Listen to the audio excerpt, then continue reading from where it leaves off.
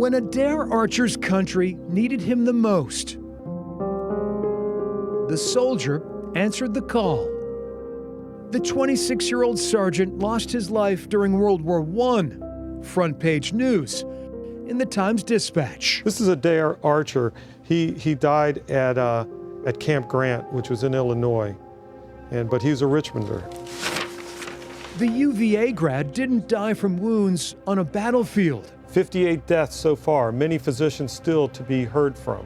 Errol Somé with the Virginia Newspaper Project says Archer died at the hands of an invisible enemy. Exactly 100 years ago was one of the greatest plagues of our time, maybe in recorded history. The Spanish flu, an influenza pandemic that raced across the globe unabated. During its worst time, literally millions perished.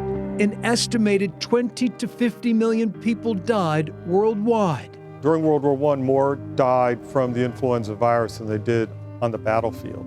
That shows you the impact of this disease. Somé says soldiers returning to Camp Lee fueled the spread of the illness across the Commonwealth. A total of 1,128 cases in Richmond. The evidence is in black and white. More than 12,000 cases reported among soldiers Friday night.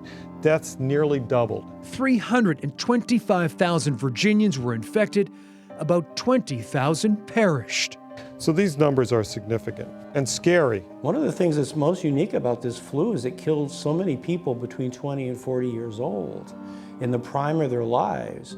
The Library of Virginia's Greg Kimball points to eerie parallels between the Spanish flu and the current coronavirus. What I think really must have been kind of mind-blowing to people is how sudden it was. Long ago, life grinded to a halt as experts tried containing the illness. Yes, they decided to close the state fair completely.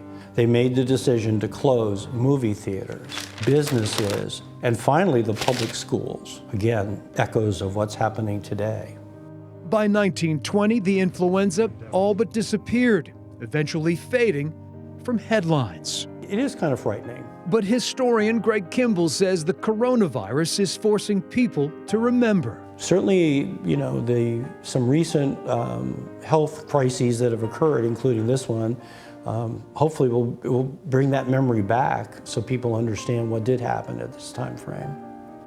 The Spanish flu's toll may be difficult to comprehend. As we've said, thousands perished in Virginia alone from this, and each one is a story. But Errol Somé says one man, Adair Archer, humanizes a global sickness. This really does put a human face to this terrible pandemic that spread through the world and, of course, Virginia. In Richmond, I'm Greg McQuaid, CBS 6 News.